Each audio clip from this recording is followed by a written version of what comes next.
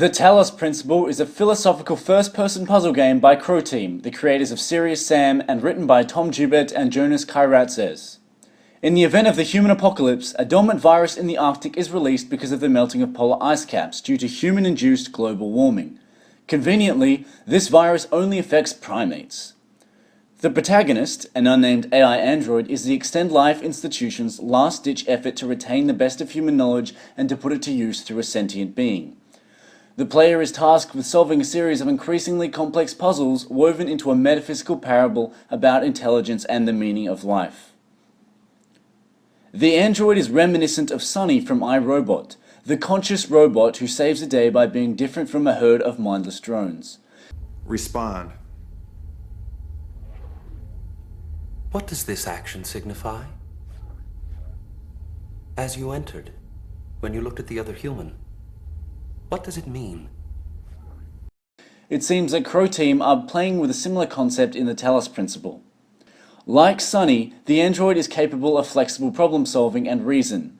This sets him apart from mindless drones, who can only follow the three immutable laws without exception. This would have allowed Sonny to have saved the little girl in the car accident at the start of the film instead of Will Smith's character, Detective Spooner. This is an example of what philosophers of moral theory call particularism, judging situations without blanket rules as there are no moral truths. In this way, Sonny is not able to be controlled and is thus free. Just imagine the utility of conscious robots. For example, imagine you're on a phone line and face option 1, 2, or 3, being boxed into linear solutions to what may be a complicated issue. You usually just end up holding for a real conscious person who is flexible and able to solve this problem. This brings us to the problem in the Talos Principle. The AI in the Talos Principle is taxed with the problem of figuring out whether it is really conscious or not. As the great philosopher René Descartes said, "Cogito ergo sum," I think, therefore I am. The unfortunate problem for our protagonist seems to be whether it is thinking, or whether it is simulating the act of thinking. And would the difference matter anyway? The Talos Principle is clearly exploring the philosophy of artificial intelligence. In 1956, the Dartmouth Summer Research Project on Artificial Intelligence was launched and began exploring artificial intelligence as a field. The conference came to the understanding that every aspect of learning or any other feature of intelligence can be so precisely described that a machine can be made to simulate it. The first step towards this simulation is answering the question of what defines intelligence. The general criteria can be summed in some fundamental questions. Can a machine act intelligently? Can it solve any problem that a thinking person would?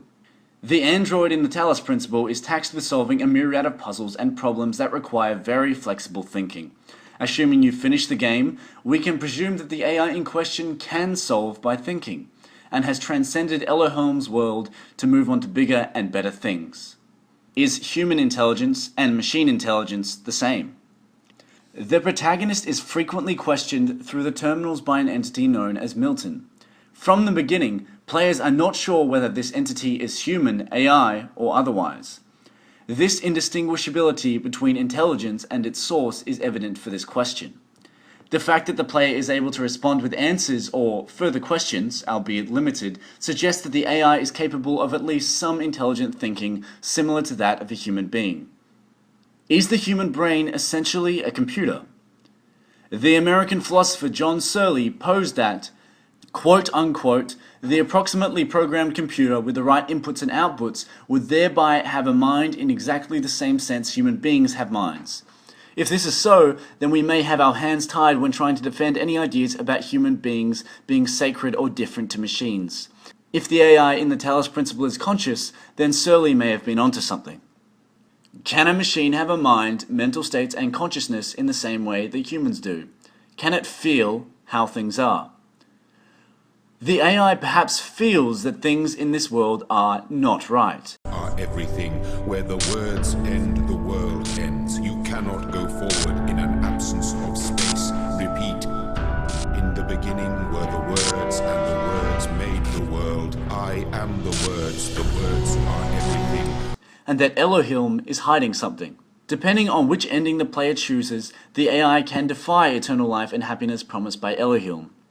The mere fact that eternal bliss would be appealing to an AI suggests that it is capable of the feeling of that bliss. Assuming you've chosen the other ending, Elohim frequently refers to the forbidden tower that must not be climbed, and the protagonist is defiant enough to challenge his words and to climb the tower anyway, completely disobeying rules. And rules form the basis of how machines and programs function. Okay, the game is concluded, the AI has escaped the simulation, but the question still remains. In the Talos Principle, we have only explored the behavior of the AI and ignored the issues of interest to psychologists and cognitive scientists alike. In the Talos Principle, we have merely explored the behavior of the AI and ignored the issues of interest to psychologists, cognitive scientists, and philosophers. Is the AI really thinking as a person who thinks, or is it merely acting like it is thinking? Perhaps there is no way to ever discover this, even if we were able to create real AIs. This draws into question deeply held assumptions about the self. Am I real?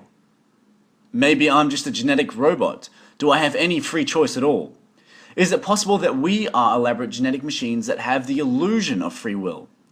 This obviously opens up a whole new can of worms. We don't have time for that today. On a final note, strangely enough, the AI appears the same inside the program as when it is revealed in the real world, a white humanoid android. But it seems that all the androids in the simulation appear different, and there is no suggestion in the game or lore that any other android escaped the simulation. How do the androids know what they look like, having never been outside of the simulation to see themselves? Is this an interaction of their conscious minds with the simulation? I mean, who would bother color coding in an apocalypse? This brings to mind the Matrix's concept of the residual self-image. Is it really so hard to believe? Your clothes are different, the plugs in your arms and head are gone. Your hair has changed. Your appearance now is what we call residual self-image. It is the mental projection of your digital self. Is this the nail in the coffin we need to prove that the AI in the system are conscious, and that they have a sense of self independent of the world?